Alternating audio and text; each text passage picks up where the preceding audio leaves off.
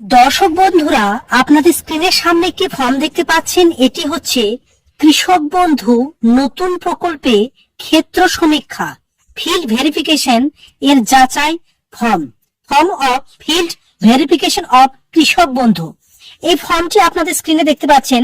Live সরাসরি সঠিকভাবে এবং খুব সহজভাবে আপনারা নিজেই কিভাবে নিজের বাড়িতে বসে ফিল আপ করে নিতে পারবেন সেটি আজকে আপনাদের সরাসরি দেখাতে যাচ্ছি। এই ফর্মটি টোটাল 2 পৃষ্ঠার ফর্ম এবং যাবতীয় কোথায় কি লিখতে হবে পুরো এই ফর্মটিতে আপনাদের স্টেপ বাই স্টেপ দেখাবো, কোনো প্লেসে স্কিপ করবেন না। দর্শক বন্ধুরা, আপনাদের কৃষক বন্ধু প্রকল্পের যে ভেরিফিকেশন অর্থাৎ তথ্য যাচাইয়ের ফর্ম ফিল আপ করে আপনার পঞ্চায়েতে এবং বিডিও অফিসে জমা করতে হচ্ছে। এই ফর্মটির সঙ্গে কি কি ডকুমেন্টস সঙ্গে জমা দেবেন সেটিও ভিডিওটি শেষে আমি জানিয়ে দেব। তার আগে দর্শকদের কাছে রিকোয়েস্ট থাকবে, এরকম নিত্য নতুন আপডেটেড ইনফরমেটিভ ভিডিও রেগুলার পেতে চাইলে নিচের দিকে যে লাল রঙের সাবস্ক্রাইব বাটনটি আছে সেটা টাচ করে সাবস্ক্রাইব করে আপনার পরিচিত আত্মীয় স্বজনদের কাছে হোয়াটসঅ্যাপ এবং ফেসবুকে শেয়ার করে তাদেরও এই ভিডিওটি দেখার সুযোগ করে দেন। চলুন ডিটেলসে দেখে নেওয়া যাক। সর্বপ্রথম আপনাদের কৃষক বন্ধু যে কেবিআইডি নাম্বার কিভাবে কেবিআইডি অর্থাৎ কৃষক বন্ধু আইডিটি বের করবেন অলরেডি আমি ভিডিও বানিয়ে দিয়েছি। এখানে আপনারা সেই নাম্বারটি ইনপুট করে দিবেন। আমি ডেসক্রিপশনে এবং কমেন্টে লিংক দিয়েছি, সেখানে ক্লিক করে আপনারা নিজেই এই কেবিআইডিটি কিভাবে বের করে বা নিজেভাবে কিভাবে লিখবেন সেটি এখানে লিখে দিবেন। এরপরে দেখছেন ক্রমিক বা এসএল নাম্বার, যেটা সিরিয়াল নাম্বার আপনারা জানা থাকলে দেবেন। এটা দেওয়ার প্রয়োজন নেই, শুধু কেবিআইডি দিলেই হবে। কেবিআইডি দেওয়ার পর আপনার পুরো ডাটা সেখান থেকে পোর্টালে অটোমেটিকলি চলে আসবে। এরপরে যে তথ্যের বিবরণ 1 নাম্বার যেটা বলেছে সিরিয়াল নাম্বার 1, সুবিধাভোগী নাম, কৃষক বন্ধু রেকর্ড, ব্যাংক পাসবই অন্যান্য অনুযায়ী name of beneficiary as per KB record, অর্থাৎ যে কৃষক আবেদন করেছেন এবং টাকা পাচ্ছেন, অর্থাৎ যে ফর্মটি ফিল আপ করবে তার নামটি এখানে লিখে দেবেন। আপনি বাংলায় পারলে বাংলায় লিখতে পারেন এবং ইংরেজিতে পারলে ইংরেজিতে লিখে দেবেন। আমি বলবো, আপনাদের প্রিফার করব আপনারা ইংরেজিতে এই নামটি অবশ্যই লিখবেন। তারপর আসা যাক দ্বিতীয় অপশন। এই যে দ্বিতীয়, পিতা, স্বামী, স্ত্রী, অভিভাবকের নাম। আপনি যদি ছেলে হন, পুরুষ হন, অর্থাৎ যে কৃষক আবেদন করছেন, তাহলে তার বাবার নামটি লিখবেন। এই যে পিতা এবং টিক চিহ্ন করে দেবেন, হাজবেন্ড, তার বাবার নাম লিখবেন। আপনি যদি মহিলা কৃষক হন, মহিলা হন, তাহলে আপনার স্বামীর নাম, বা আপনি যদি বিবাহিত হন তাহলে স্বামী, আর আপনি অবিবাহিত হলে অভিভাবকের নাম বা বাবার নাম লিখবেন। এই যে দ্বিতীয় কলমটি। তারপরে আসা যাক তৃতীয় কলম, ঠিকানা, অ্যাড্রেস। আপনার যে অ্যাড্রেস আছে অর্থাৎ যেখানে বাস করেন সেখানের গ্রামের নাম, পোস্ট অফিসের নাম, জেলার নাম। মোটামুটি এখানে 2 থেকে 3টে আছে, গ্রাম, জেলা এবং পিনকোড এভাবে দিতে পারেন। এবং তার পরবর্তী দেখতে পাচ্ছেন 3 দাগের ক, জেলার নাম এখানে লিখবেন। তারপর ব্লক, আপনি যে ব্লকে বাস করেন সেই ব্লকের নাম লিখবেন। এরপরে গ্রাম পঞ্চায়েত, এখানে আপনার গ্রাম পঞ্চায়েতের নাম লিখে দেবেন। এরপরে মৌজা, গ্রাম পঞ্চায়েত বা ভিলেজ, আবার এখানে গ্রামের নাম বলেছে, আপনার যে মৌজাতে বা গ্রাম সেই গ্রামের নামটি এখানে লিখে দেবেন। কারণ এখানে দেখেন প্রথমে গ্রামের নাম উল্লেখ করেনি, তাহলে আপনি এখানেও গ্রামের নাম উল্লেখ করতে পারেন এবং 3 দাগে যেটা ঘ আছে এখানেও গ্রাম উল্লেখ করে দেবেন। তারপর আসা যাক যেটা 3 ক বলেছে সুবিধাভোগীর বিবরণ, এ বেনিফিশিয়ারি ডিটেলস, অর্থাৎ যিনি এর সুবিধা পাচ্ছেন তার এই ডিটেলসটা এখানে ভরতে হবে। ব্যাংকের বিবরণ, ব্যাংক ডিটেলস, আপনার যে ব্যাংকের অ্যাকাউন্টে কৃষক বন্ধু প্রকল্পে টাকা পাচ্ছেন, যে অ্যাকাউন্টে টাকা ঢোকে সেই ব্যাংকের এখানে বিবরণ বলেছে, অর্থাৎ ব্যাংকের নামটি লিখবেন। যদি স্টেট ব্যাংক অফ ইন্ডিয়া হয় তাহলে এসবিআই লিখে দেবেন, বা পশ্চিমবঙ্গ গ্রামীণ ব্যাংক হতে পারে, পাঞ্জাব ন্যাশনাল ব্যাংক হতে পারে। যে ব্যাংক সেই ব্যাংকের নামটা এখানে লিখবেন। ব্যাংকের শাখার নাম, name of bank and branch, অর্থাৎ আপনি যে ব্যাংক থেকে অ্যাকাউন্ট ওপেন করেছেন এবং সেই ব্যাংকের আপনার অ্যাকাউন্টের ফ্রন্ট পেজে, প্রথম পেজে এই ব্রাঞ্চের নামটি লেখা থাকবে। না জানা থাকলে আপনি আপনার পরিচিত কাউকে জিজ্ঞেস করে নেবেন যে আপনার ব্যাংকের ব্রাঞ্চের নাম কি। তাহলে এখানে আপনার ব্যাংক ব্রাঞ্চের নেমটা দেবেন, অর্থাৎ সেখানকার কোথায় ব্যাংক ব্রাঞ্চটা আছে সে নামটা দেবেন। এরপরে আইএফসি কোড অবশ্যই এই আইএফসি কোডটা দিতে হবে। আপনার ব্যাংকের প্রথম পাতায় এই আইএফসি কোডটা লেখা থাকে, মোটা মোটা করে আইএফসি কোডটা এখানে দেখে দেখে আপনারা লিখে দিবেন। তারপরে ব্যাংক অ্যাকাউন্ট নাম্বার, এখানে আপনার ব্যাংক অ্যাকাউন্ট নাম্বারটা লিখে দেবেন। এই ব্যাংক অ্যাকাউন্ট নাম্বারটা যেন ভুল না হয়, কারণ যেহেতু এটা আপডেট হচ্ছে, এই ইনফরমেশন গুলো আপনাদের সবসময় সঠিক দেবেন। ফিল আপ করার আগে খুব সাবধানে ভরবেন। আধার কার্ড সংযুক্ত মোবাইল নাম্বার, হ্যাঁ এটা আপনাদের অন্নপূর্ণা ভান্ডার থেকে শুরু করে সমস্ত প্রকল্পের এই যে আপনার আধারের সঙ্গে ফোন নাম্বারটা অবশ্যই লিঙ্ক থাকছে, কারণ আর কেবলমাত্র আধারের মাধ্যমে আপনাদের ডিটেলস পাঠাবে এবং যে ফোন নাম্বার আছে সেই ফোন নাম্বারে মেসেজ গুলো ঢুকবে। এরপর আপনার আধার নাম্বার, তাহলে কি হচ্ছে, প্রথম হচ্ছে এখানে ফোন নাম্বার দিবেন যেটা আধার লিঙ্ক আছে, তারপরের রতে যেটা 6 নাম্বার সেখানে আধার নাম্বারটা দেবেন। তারপরে 7 নাম্বারে চলে আসুন, আপনাদের জুম ইন করে দেখাচ্ছি। ওকে, এই যে 7 নম্বর কলমটাতে কি বলেছে, এপিক নাম্বার, অর্থাৎ আপনার ভোটার কার্ডের নাম্বার। আপনার ভোটার কার্ডের নাম্বারটা এই যে আছে এই রতে এখানে ফিল আপ করবেন, নাম্বারটা দেখবেন।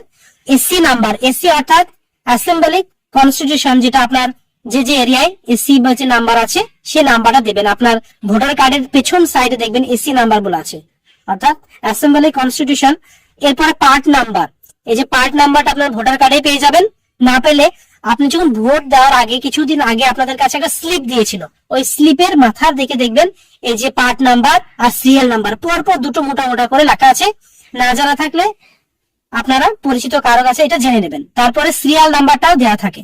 তাহলে আপনার এসসি অর্থাৎ অ্যাসেম্বলি কনস্টিটিউশন, এটা আপনার নিজের এরিয়ার পার্ট নাম্বার এবং সিরিয়াল নাম্বার, এগুলো পুরোটাই থাকে আপনার যেটা ভোট দেওয়ার আগে একটা স্লিপ দেওয়া হয়েছিল, সেই স্লিপে আপনাদের আছে। এরপরে আপনাদের অনেকে কমেন্ট করেছিলেন এবং জানতে চেয়েছিলেন এই যে এসআইআর WBLA 2026 ভোটারদের জন্য ASDD তালিকায় পাওয়া গেছে, অর্থাৎ এটা হচ্ছে কি অ্যাবসেন্ট, তারপর শিফটেড, ডেড, ড্রাফটেড। আপনাদের যদি এরকম কোনো সমস্যা থাকে তাহলে আপনি কি করবেন, এখানে নো করে দিবেন। আর কোনো সমস্যা যদি সমস্যা না থাকে তাহলে নো করে দিবেন, আর যে সমস্যা থাকে আপনি কি করবেন, ইয়েস করে দিবেন। তারপরে আপিল ট্রাইব্যুনাল মুলতবি রয়েছে, যদি আপনার এসআইআর থেকে নাম বাদ চলে গিয়েছে এবং আপনি কি করেছেন, ট্রাইব্যুনালে আবেদন করেছেন, তাহলে আপনি কি করবেন, এখানে ইয়েস করবেন। অর্থাৎ আপনার এসআইআর নাম বাদ গিয়েছে এবং আপনি ট্রাইব্যুনালে আবেদন করেছেন। তারপরে 9 দাগে আসা যাক, পিএম কিষানের সুবিধাভোগী কিনা, ওয়েদার পিএম কিষান বেনিফিশিয়ারি। আপনি যদি পিএম কিষান সম্মান নিধির টাকা পেয়ে থাকেন, অর্থাৎ কৃষক বন্ধু আছে, পিএম কিষান সম্মান নিধিও আছে, তাহলে এই ফর্মটি আপনার ফিল আপ করার দরকার নেই। কেবল যাদের পিএম কৃষক বন্ধু পাচ্ছে তারাই, আর পিএম কিষান পাচ্ছে না তাদেরই জন্য এই ফর্মটি। তাহলে যেহেতু আপনি পিএম কিষান পাচ্ছেন না, কৃষক বন্ধু পাচ্ছেন, তাহলে এটা আপনি যদি না পেয়ে থাকেন তাহলে নো করে দেবেন। আর আপনি যদি পিএম কিষানও পান, কৃষক বন্ধু পান, তাহলে ইয়েস করে দেবেন। আর পিএম কিষান পেলে আপনার এই ফর্মটি ফিল আপ করার প্রয়োজন নেই, যেহেতু আপনার কৃষক বন্ধুর ভেরিফিকেশন চলছে। তো দর্শক বন্ধুরা, এরপর প্রধান পেশা, আপনাদের এখানে প্রাইমারি কৃষক, কেন্দ্রীয় সরকার, রাজ্য সরকারের সংবিধানের সংস্থা, সরকারি প্রতিষ্ঠান, পঞ্চায়েত, অর্থাৎ আপনি যদি সরকারি কোনো বেতনভোগী কোনো পেশার সঙ্গে যুক্ত থাকেন বা আধা সরকারি, তাহলে আপনার পেশাটা এখানে লিখবেন। আমি বলবো আপনারা প্রধান পেশা এখানে কৃষক লিখবেন, ফার্মার বা কৃষক, যেটা ইংরেজিতে হয় ফার্মার, অর্থাৎ কৃষক। ফার্মার কারণ এটি কৃষক বন্ধু, কারা এটা পাবে, এটা কৃষকরা পাবে। তারপরে চাষযোগ্য জমির বিবরণ, আপনার যে জমিটা, যত পরিমাণ জমি আপনি চাষ করেন সেই জমির বিবরণটা আপনি এখানে উল্লেখ করবেন। এই যে চাষযোগ্য জমির আপনার জিএল নাম্বার এখানে বসাবেন, খতিয়ান নাম্বার, আপনাদের কাছে পর্চা আছে সেই পর্চায় দেখবেন লেখা থাকবে আপনার খতিয়ান নাম্বার, প্লট নাম্বার, সেই পর্চা বের করে পর্চা এখানে লেখা থাকবে, সেগুলো আপনারা এখানে পরপর বসাবেন। চাষযোগ্য জমির পরিমাণ একরে, এখানে শতকে আপনার জমির পরিমাণ, সাপোজ 2.5 বিঘা জমিতে যদি 100 শতক হয় তাহলে আপনার সে পরিমাণ হয়ে যাবেন। আপনার যদি 10 শতক হয় তাহলে আপনি করেন 0.10। আপনার যদি 100 শতক হয় তাহলে 100। ওকে, এভাবে আপনার শতকটা ক্যালকুলেট করে রেখে দেবেন। আর বলছি, যেহেতু আপনাদের কৃষক বন্ধুতে কি ছিল, 1 একরের বেশি জমি, অর্থাৎ 100 শতকের বেশি হলে তবে 10,000 টাকা পেতেন। এবার সেই হিসাবে আপনারা ক্যালকুলেট করে নেবেন। সত্যলিপি ROR তারিখের, খতিয়ানের তারিখ, ডেট অফ, আচ্ছা খতিয়ান যেটি করেছেন সেই খতিয়ানের তারিখটা এখানে উল্লেখ করতে হবে। জমির দখলের ধরন ক্রয় বা উত্তরাধিকার সূত্রে নামজারি, অর্থাৎ আপনি জমি কি কিনেছেন না আপনার জন্মসূত্রে, অর্থাৎ আপনার পিতা থেকে পুত্রকে দিয়েছেন, বা আপনার কারো কাছ থেকে মায়ের কাছ থেকে মেয়ে পেয়েছে বা ছেলে পেয়েছে, না হস্তান্তর না অন্যান্য যেটা সেটা আপনি উল্লেখ করে দেবেন এখানে। আয়কর প্রদানকারী কিনা, অর্থাৎ আপনি যদি ইনকাম ট্যাক্স পে করেন, আর শর্ত সাপেক্ষে যারা ইনকাম ট্যাক্স পে করে সরকারি চাকরি করলে তারা এই যে প্রকল্প থেকে বঞ্চিত হবেন। তো আপনি একজন কৃষক, সেই জন্য আপনি কি করে দেবেন, ইয়েস করে দেবেন এখানে। এরপরে আমরা দ্বিতীয় পেজে রয়েছি। এখানে সর্বপ্রথম যে অপশনটি দেওয়া আছে দেখতে পাচ্ছেন, স্বামী ও স্ত্রীর বিবরণ, স্পাউস ডিটেলস, অর্থাৎ আপনার হাজবেন্ড কৃষক বন্ধু প্রকল্পের সুবিধা পায়, তাহলে সে হাজবেন্ডের স্পাউস কে হচ্ছে তার ওয়াইফ। এখানে স্বামী স্ত্রীর নাম, অর্থাৎ তার স্ত্রী যদি পাউস হয় তাহলে স্ত্রীর নামটি এখানে লিখবেন। তারপরে 14 দাগে ব্যাংকের বিবরণ, আপনার স্ত্রীর ব্যাংকের বিবরণ হয়। আর আপনি যদি মহিলা হন এবং আপনার হাজবেন্ড থাকে তাহলে আপনার পাউস কে হচ্ছে আপনার হাজবেন্ড, তাহলে আপনার হাজবেন্ডের ডিটেলস দেবেন। তার সাপেক্ষে বেশিরভাগই পুরুষরা কৃষক বন্ধু, সেই জন্য পুরুষের সাপেক্ষে বলবো তার স্ত্রীকে পাউস করে দেবেন। সো আপনার স্ত্রীর এখানে ব্যাংকের ডিটেলস লাগবে। আপনার স্ত্রীর ব্যাংকের কি হবে, শাখার যে ব্রাঞ্চের আপনাদের শাখার নামটি লিখবেন, আইএফসি কোড লিখবেন, অর্থাৎ যে স্পাউসে দিচ্ছেন সে স্পাউসের, অর্থাৎ আপনার স্ত্রীর, একজন পুরুষ কৃষক বন্ধু যদি আবেদন করে থাকেন তাহলে স্ত্রী হবে কি তার স্পাউস, আর একজন মহিলা যদি আবেদন করেন থাকে তার স্পাউস কাকে করে দেবেন, তার হাজবেন্ডকে। তাহলে সেই সাপেক্ষে দেখে পাউস রাখতে চাচ্ছেন, তার ব্যাংক অ্যাকাউন্ট নাম্বারের ধরন, তারপর Aadhaar number, EPIC number, AC number, AC অর্থাৎ assembly constituent part number, serial number, এগুলো পুরো দিতে হবে, অর্থাৎ তার স্ত্রী দিতে হবে স্পাউসের। এবং তিনি যদি কৃষক বন্ধুর সুবিধা পান তাহলে আপনি ইয়েস করবেন, আর যদি না সুবিধা পান নো করবেন। সুবিধা পেলে ইয়েস করে দেবেন, অর্থাৎ স্বামী স্ত্রী দুজনেই যদি পান ইয়েস করে দেবেন। এরপরে এসআইআর, ডাব্লিউএল ও এডিএসএস, অর্থাৎ আপনাদের যেটা ডিলেটেড বা শিফটেড, তাহলে আপনারা সেটা যদি হয়ে থাকে আপনার ভোটার কার্ডের তাহলে ইয়েস করে দেবেন। ট্রাইব্যুনালে যারা আবেদন করে থাকেন তাহলে ইয়েস করবেন, আবেদন না করে থাকলে, ভোটার কার্ড ডিলেট না হয়ে থাকলে নো করে দিবেন। সিএ তে আবেদন যদি করে থাকেন তাহলে ইয়েস করবেন। সিএ মানে বুঝতে পারছেন, ধরেন আপনি অন্য দেশ থেকে এ দেশে এসেছেন এবং আপনি আবেদন করেছেন, তখন আপনি কি করবেন, এখানে ইয়েস করে দিবেন। তারপরে পিএম কিষাণ সুবিধাভোগী কিনা, অর্থাৎ আপনি যদি পিএম কিষাণ সুবিধা পান তাহলে ইয়েস করবেন, না পেলে নো করে দেবেন।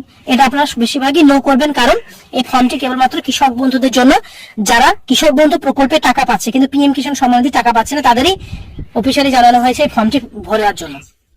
এরপর আপনার যে স্পাউস, অর্থাৎ আপনি যদি পুরুষ হন তাহলে আপনার স্ত্রী কি করে, কোন পেশার সঙ্গে যুক্ত, সেই পেশাটা আপনি এখানে উল্লেখ করে দেবেন। তারপরে আপনাদের এখানে অঙ্গীকার পত্র দিয়েছে যে আপনি এতক্ষণ যে ডাটাগুলো প্রদান করলেন সেগুলো কি সঠিক, সেগুলো যদি আপনি ভুল দেন তাহলে পরবর্তীকালে আইনত ব্যবস্থা নেওয়া হবে, সেভাবে এখানে বলেছে। এবং এখানে আপনি যে আবেদন করছেন যে কৃষক, তার সিগনেচারটা এখানে করে দেবেন। এবং সিগনেচারটা করার পরে এখানে দেখতে পাচ্ছেন সিগনেচারটা এখানে সুবিধাভোগী, অর্থাৎ যে কৃষক আবেদন করেছেন সেই কৃষকের সিগনেচার না পারলে আপনার টিপসই দিয়ে দেবেন। তারপর শুধুমাত্র দাপ্তরিক ব্যবহারের জন্য, অর্থাৎ ফর অফিস ইউজ, যারা অফিসিয়াল তারা এই অংশটা ইউজ করে ব্যবহার করবে। এরপর আপনার আবেদনকারী আধিকারিকের স্বাক্ষর আপনাকে এই অংশটি কেটে দিতে পারে এবং না দিতেও পারে অ্যাকনোলেজমেন্টটা। তো দর্শক বন্ধুরা, এতক্ষণ আপনারা জানলেন যে কৃষক বন্ধু যে ভেরিফিকেশন চলছে তার ফর্মটা আমি স্টেপ বাই স্টেপ দেখালাম। এবার আপনারা কৃষক বন্ধু প্রকল্পে আপনারা যখন জমা করতে যাবেন ফর্মটি, এর সঙ্গে কি কি ডকুমেন্টস আপনারা জমা করবেন সেটা।